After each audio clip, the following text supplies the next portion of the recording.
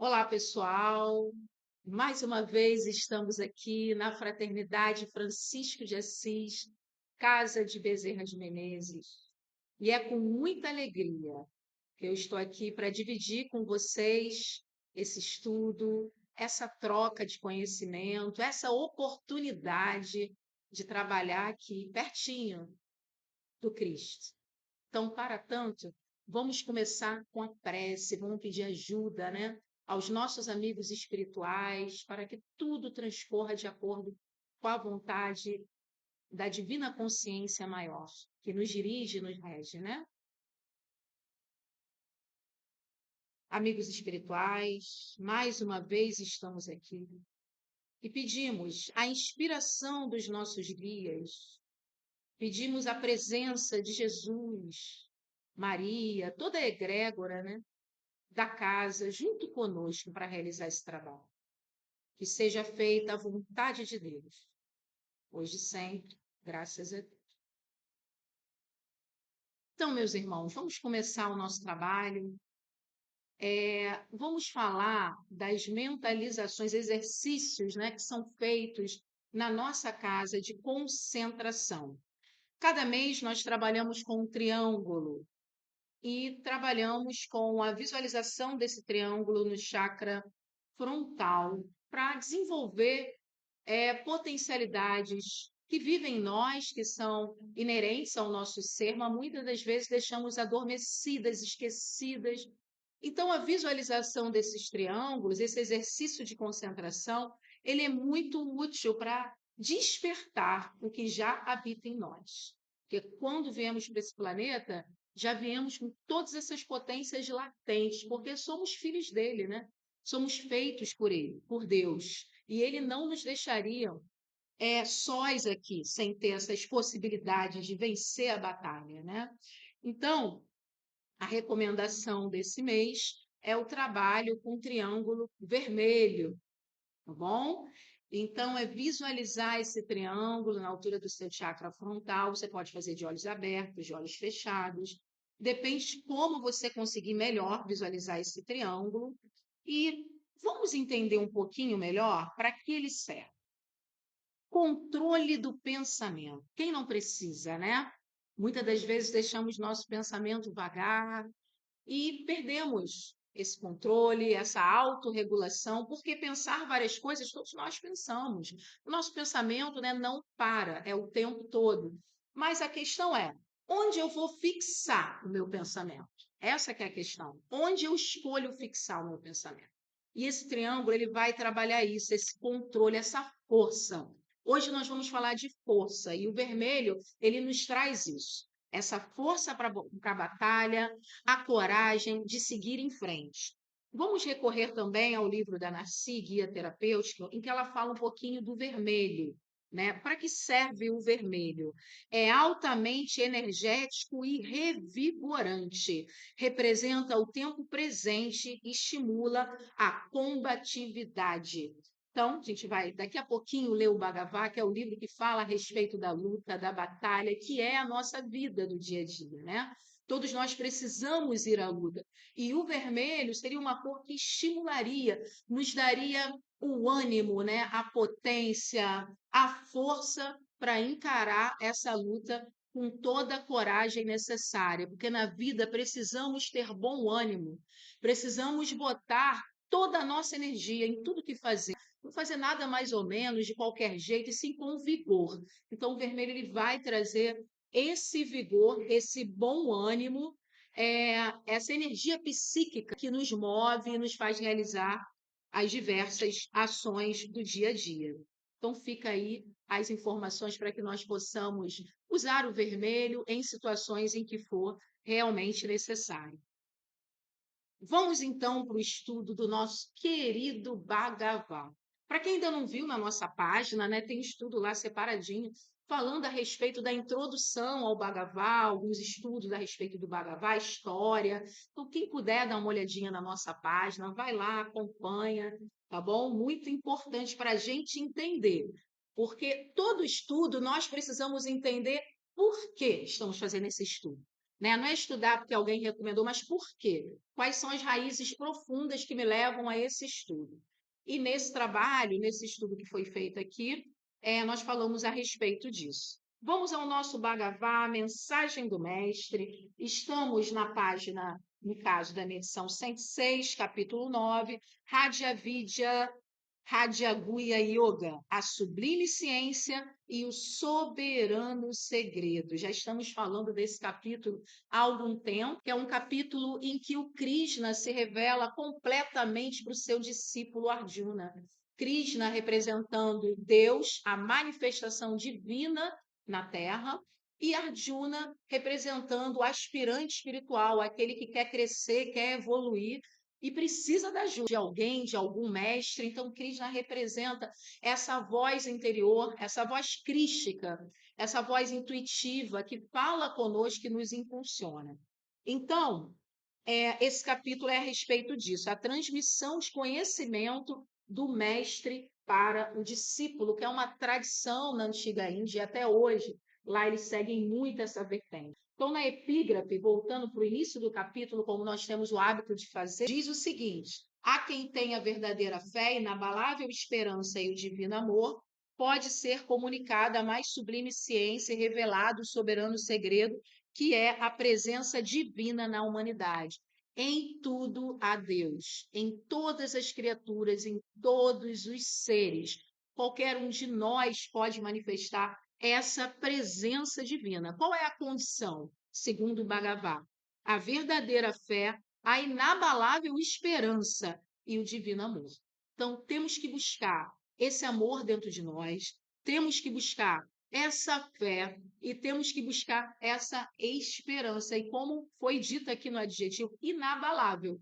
A nossa, por enquanto, ainda se abala. Então, temos que buscar essa certeza inabalável da presença divina em tudo, em todos. Porque o nosso olhar para o outro vai ser completamente diferente o dia que adotarmos essa visão. Né? Então, vamos lá para o versículo 26, que é o que nos foi designado para hoje. Mas antes disso, eu quero voltar no 22, 23, que é uma fala muito importante do Krishna, que ele diz assim: quem a mim unicamente adora, em mim procura o refúgio, lhe darei aventura imperecível. Interessante que no livro essa palavra, né, esse mim é com letra maiúscula. Então, Krishna aí manifestando Deus, a presença divina. Então, é nessa presença que nós temos que concentrar toda a nossa atenção, todo o nosso refúgio, pararmos de darmos atenção para os dardos, né, que nos acertam na estrada, as armadilhas, e olharmos para frente, para o nosso foco, que é a manifestação divina. Entretanto, não te esqueças, ó caríssimo, de que mesmo aquele que adora outros deuses, porque não me conhece, a mim adora sem o saber. Olha que interessante. Se ele assim faz com fé e amor, eu aceito a sua adoração e o recompenso segundo o seu merecimento. Olha que lindo. Então, não tem a religião certa ou errada, a visão do sagrado certa ou errada. O que existe é a sinceridade do nosso coração, uma devoção sincera. E ele mesmo está falando, não importa a forma, né? Então, se você olha para uma rocha e acha que é ele, tudo bem. Se você tem o seu orixá e acha que é ele, tudo é bem. Se você acha que Jesus é ele também, tudo bem. O que importa é a sua devoção sincera. Então, o próprio Deus fala através de Krishna isso, que nós não devemos excluir nenhum povo, nenhum segmento, nenhuma pessoa que pratique qualquer visão religiosa. Na verdade, nós temos que aprender com eles, observar e aprender. Cada forma de devoção ao sagrado, ao divino, tem Deus ali presente. Então, temos que aprender, abrir os nossos olhos para sermos aprendizes, porque isso é o que nos faz crescer, sermos eternos aprendizes.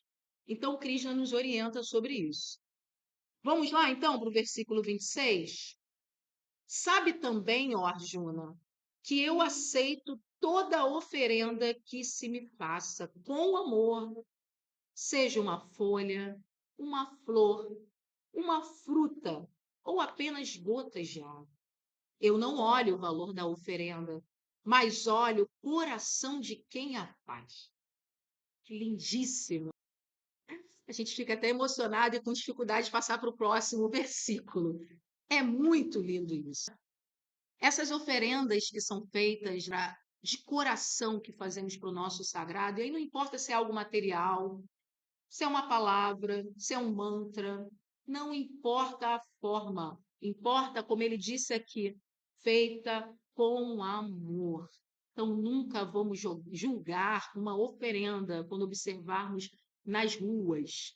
Dizer se é certo ou se é errado, não nos cabe isso. Então, é respeitar isso assim como ele está colocando. Na Índia, eles chamam de puja, né? Puja é a oferenda que você faz a alguém, né?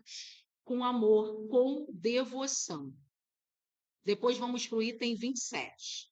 Por isso, qualquer coisa que faças, quer comas ou bebas, quer receba ou deis, quer jejues ou ores, sempre pense em mim e oferece tudo a mim.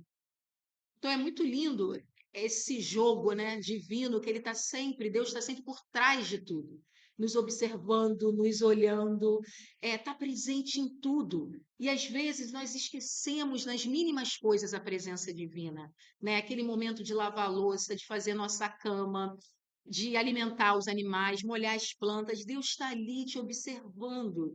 Então, qual é a oferenda que nós estamos fazendo naquela atividade, né? Devemos oferecer a Ele, devemos oferecer a Deus. E é a orientação dele: pense em mim e oferece tudo a mim. Principalmente aquelas atividades nas quais nós temos mais dificuldade. É essa, principalmente, que nós temos que oferecer. Deus me ajuda, é para você, Deus, com todo carinho, mesmo que haja críticas, porque vai haver. Como eu falei, os dardos estão a todo momento tentando nos tirar do caminho, mas nós precisamos concentrar lá no núcleo, lá no centro do alvo, que é Deus. 28. E oferecendo a mim todas as tuas ações, será livre dos vínculos da ação e das suas consequências. A tua mente torna-se assim bem equilibrada e harmonizada e capaz de unir-se a mim. Então, olhem que interessante, cada ação não devemos estar presos ao retorno dessa ação. Então, Bhagavan nos ensina isso, não esperarmos os frutos da ação. Então, quando formos falar com alguém, não importa se tem uma pessoa ouvindo ou 5.000. Não importa se a sua plateia é gigante ou se não tem ninguém, você está falando para a câmera. E depois isso vai veicular nas redes, na internet. Não importa. É colocar toda a tua energia ali. Sabe aquele momento que alguém te pede ajuda? Às vezes você está com pressa, não tem tempo para aquilo, aí você deixa a oportunidade de lado. Não deixa a oportunidade de lado. Aproveita o momento para dizer umas palavras para aquela pessoa, porque Deus vai estar ali, vai estar usando você, como dizem nossos irmãos evangélicos, né? Usando a sua boca, usando você para transmitir a mensagem dele. Então, acho que é muito importante isso. Praticar as ações, estando livre dessas consequências, se são mais ou boas. A gente tem que fazer, claro, de acordo com a nossa consciência, de acordo com a nossa ética. Mas o retorno, isso é muito relativo, porque cada pessoa é uma, a gente não sabe, né, o que as pessoas vão achar e pensar. E ele termina que quem fizer dessa forma é capaz de unir-se a mim. A quem? A esse Cristo interior. Porque dentro de cada um de nós mora um Cristo.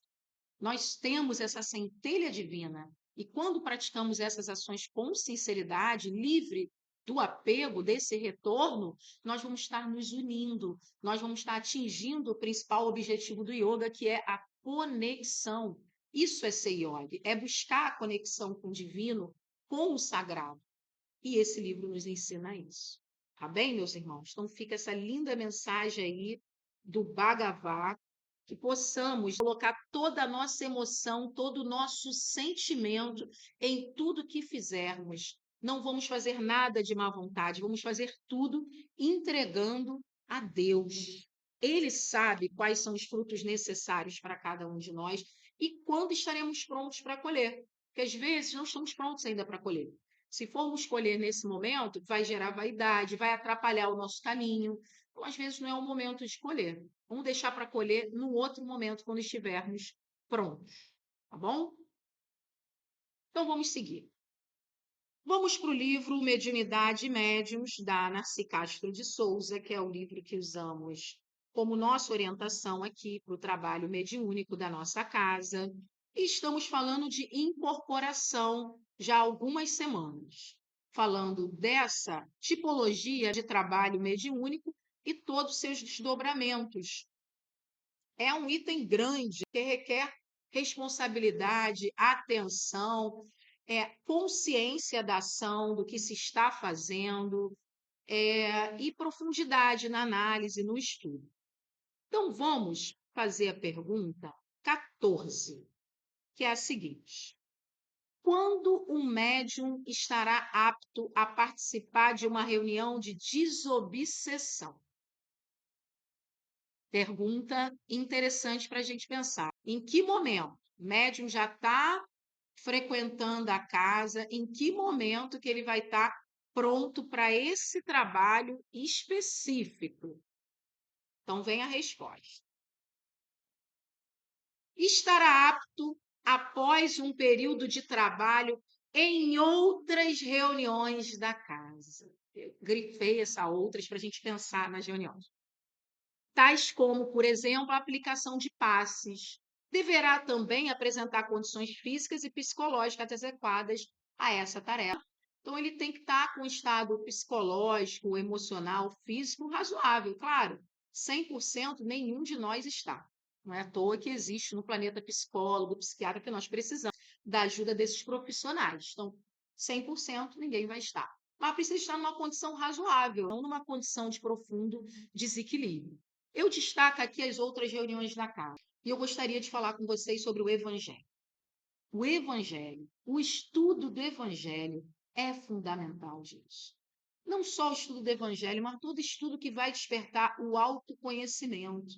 Então, a mediunidade, ela deve vir sempre acompanhada de estudo cuidadoso. E, claro, na prática da mediunidade, o sentimento tem que ser colocado também, a vontade de ajudar, a caridade, que é o amor em movimento. Eu gosto muito dessa definição para a palavra caridade. É o amor que transborda, sai de você e atinge seus irmãos.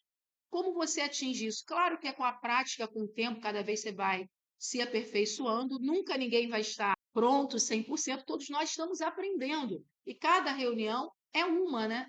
É diferente da outra, é uma nova aprendizagem. Tudo que acontece na reunião está sob os cuidados da egrégora, da espiritualidade maior. Então, temos que confiar primeiramente nisso, que não estamos sozinhos e que a mediunidade não pode ser praticada em qualquer lugar. Precisamos entregar o trabalho mediúnico a uma casa em que confiamos, né, em que nos sentimos acolhidos e confiamos na egrégora principalmente.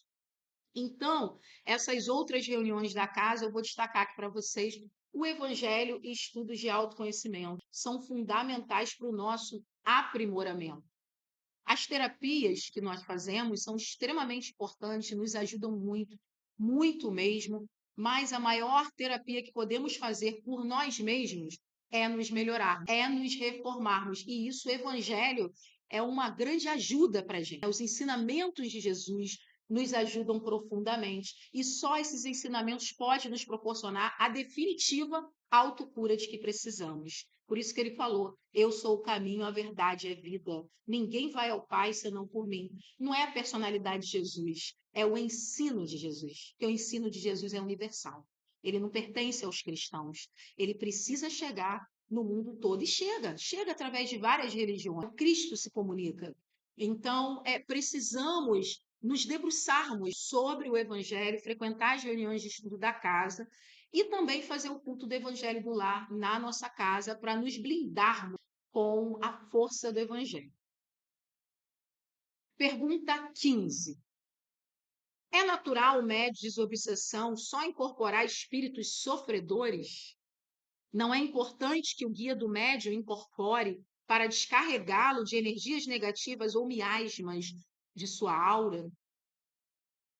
Só incorporar espíritos sofredores não é natural.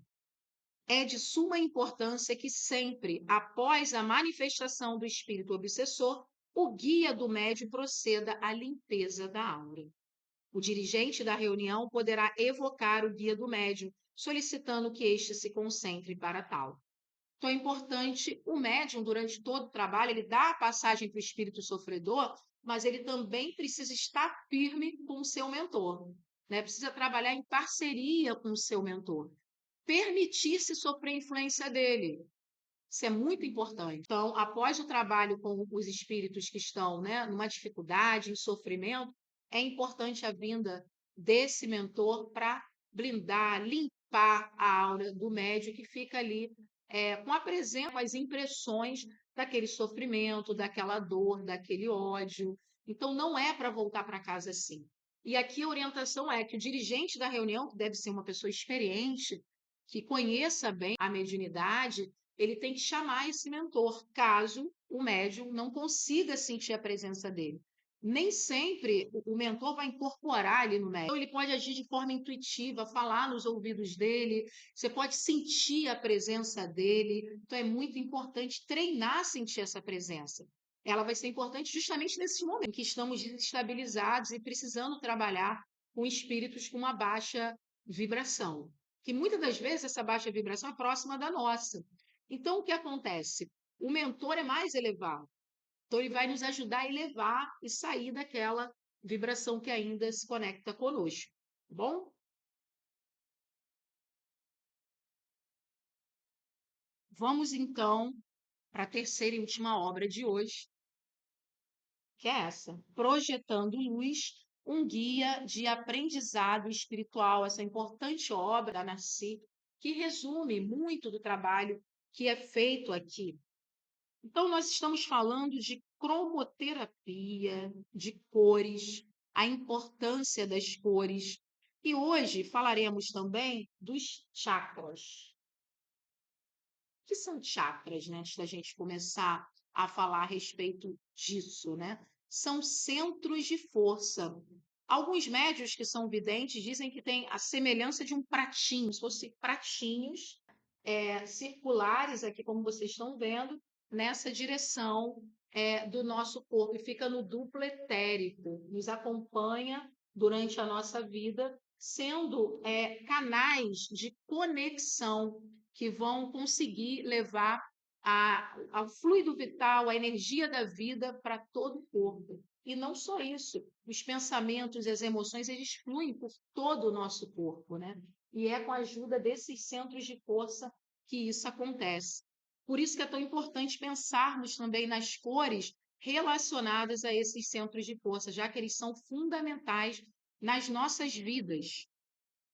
Então, o último estudo era sobre a vida e as cores, e o de hoje seria das cores especificamente. Eu quero voltar um pouquinho no estudo anterior, porque a Narci explica que a importância da cromoterapia.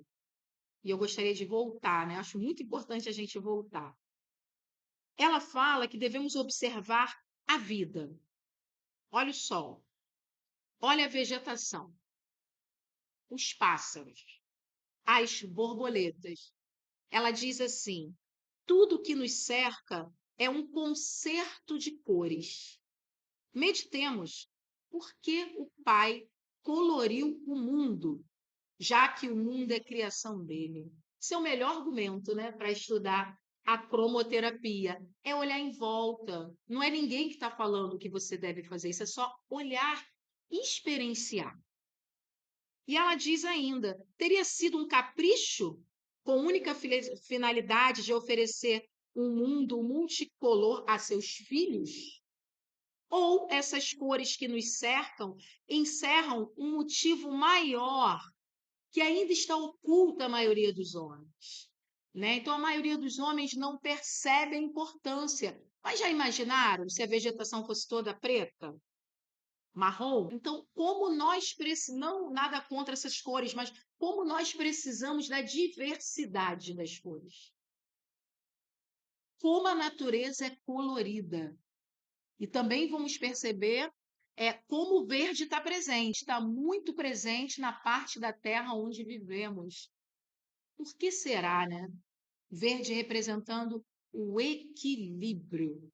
É tudo que nós precisamos. Espíritos que ainda estamos errantes, estamos algumas vidas repetindo os mesmos erros. Então, nos é dada a oportunidade de vir à Terra, exercer pequenas tarefas, aqui estou realizando agora, uma oportunidade de trabalho para mim, espírito que sou, precisando de crescimento, de aprendizado, como todos vocês. Então, nos é dado uma oportunidade de crescimento. Então, o que nós precisamos? Precisamos muito do verde, equilíbrio. E isso é farto na natureza. Então, é isso. As cores são o amor de Deus, decomposto em 1000 combinações. Olha que frase linda da nação. As cores representam o amor de Deus, olhando para nós e dizendo assim: oi, estou aqui. A realidade não é cinza, o mundo é colorido. Eu estou aqui para você, meu filho, para cuidar de você. Estou te dando o que você precisa. Então, as cores representam tudo isso. E aí, chegando no nosso estudo, define a cromoterapia. A cromoterapia é o tratamento feito através da cor.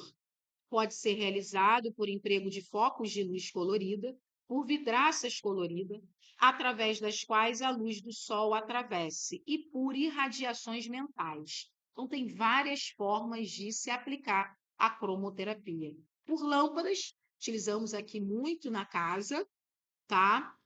Também pode ser feito, né, utilizando focos de luz colorida, seja qual for esse foco, pode ser um papel celofane, pode ser um acrílico, mas principalmente, a forma principal é a última que ela cita aqui, irradiação mental. Então, precisamos treinar nossa mente para esse tipo de exercício, para nos autocurar e projetar em nós as cores necessárias. Fazer um trabalho de visualização, de concentração com as cores de que precisamos, quando nós sabemos qual é o significado e a necessidade, né, de cada uma delas. Então, vamos lá. Fala um pouquinho das cores para a gente. Resumidamente, eu vou explicar para vocês. Então, quais são as cores estimulantes? Vermelho, alaranjado e amarelo. São cores que estimulam, energizam, potencializam, nos ajudam na irradiação da nossa força. Calmantes, índigo, que é aquele azul mais escuro, azul mais claro, violeta. São cores que vão ajudar a diminuir a intensidade das nossas emoções, muitas das vezes descontroladas, desarmonizadas. Então, essas cores vão ajudar a acalmar essas emoções que não estão no momento certo, na hora certa. Estão precipitadas, não que seja errada, não existe emoção errada, existe emoção mal utilizada. Então, elas ajudam nesse trabalho. E a equilibrante, que tem um pouco, né, de cada uma, é a verde, tá bom? Então, essas são as principais qualificações de cada uma dessas cores.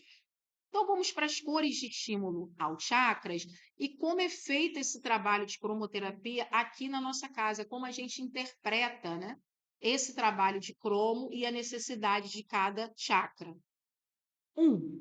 Coronário, violeta e amarelo ouro na parte central, aqui, ó.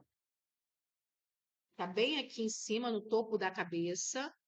Frontal, amarelo, rosa, azul escuro e violeta. Percebo que não é só uma cor, são várias cores, né? Em cada um temos algumas possibilidades de cores. Então, o frontal, aqui amarelo, tem o rosa, azul escuro do outro lado e violeta. Então, no centro aqui, ó, entre as sobrancelhas. Esses dois chakras, eles são muito ligados com a evolução espiritual, né? Com a nossa glândula pineal, que fica lá dentro, da nossa cabeça, do nosso cérebro. Então, elas estão muito ligadas à evolução. Então, seres muito evoluídos têm essas duas glândulas bem desenvolvidas.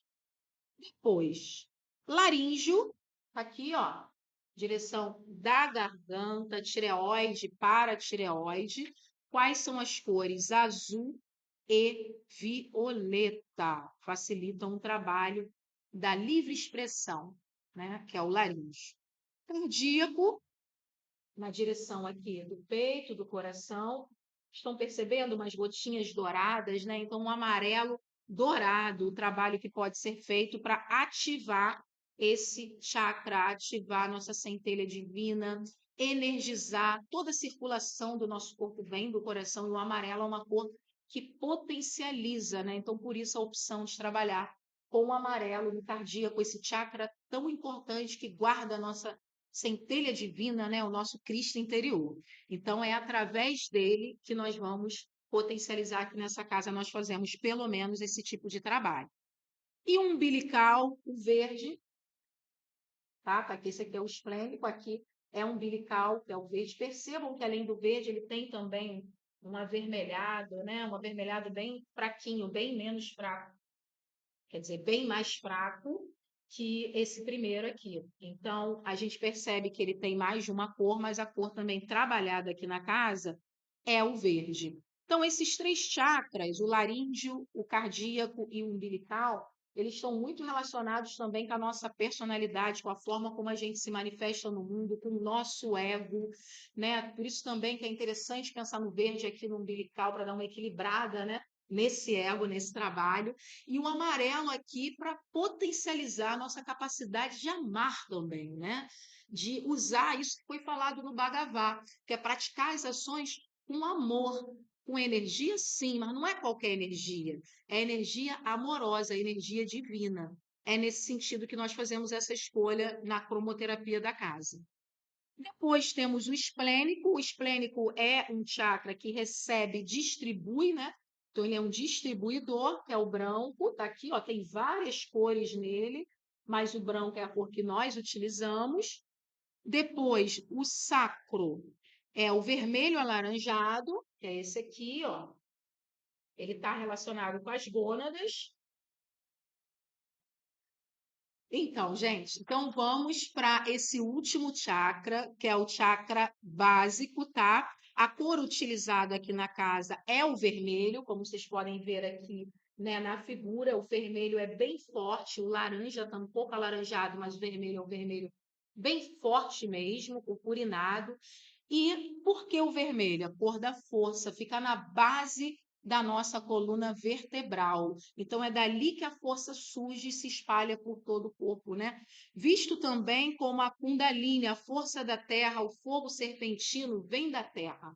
Então, não podemos também diminuir ou tratar com indiferença esses importantes chakras que estão na base, a nossa conexão com a terra. Nós estamos na terra, não podemos esquecer disso. Não podemos viver ainda só aqui, só para seres extremamente evoluídos. Não é o nosso caso ainda. Ainda somos aprendizes. Então, precisamos também usar bem cada um desses chakras para não termos problemas, tá?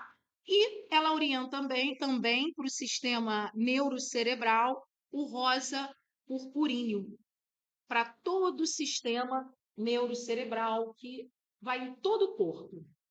E também a circulação do prana na coluna, o laranja rosado. Então, rosa é muito interessante para a coluna, por ser calmante. E a coluna precisa disso. A coluna carrega todo o corpo, né? Então, são muitos músculos que tem aqui atrás, nas nossas costas.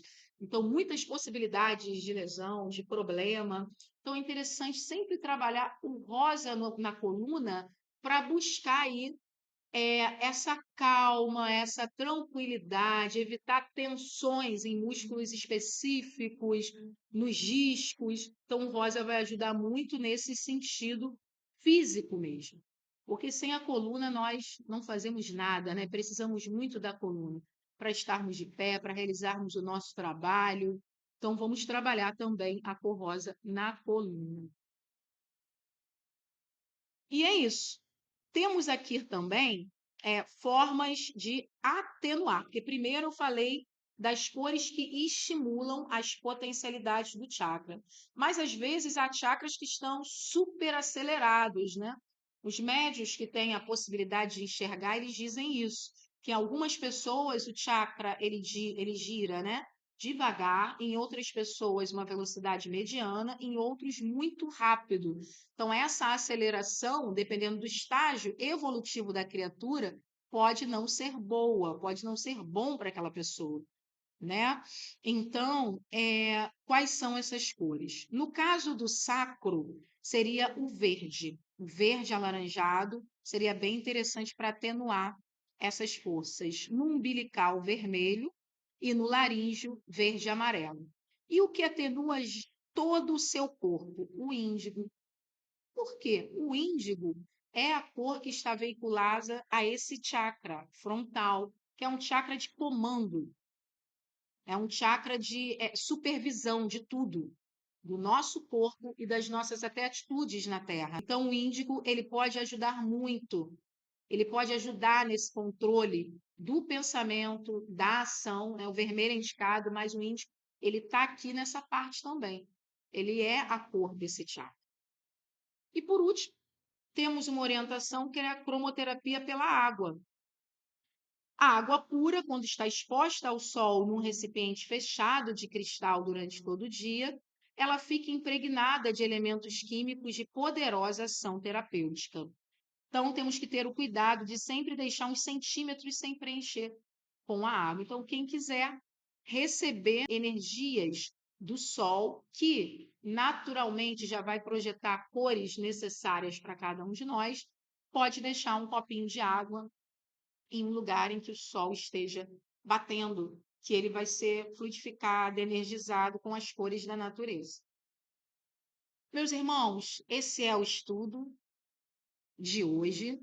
Eu espero que todos nós possamos ter aprendido, crescido com ele, internalizado, principalmente quem fala é quem mais precisa aprender.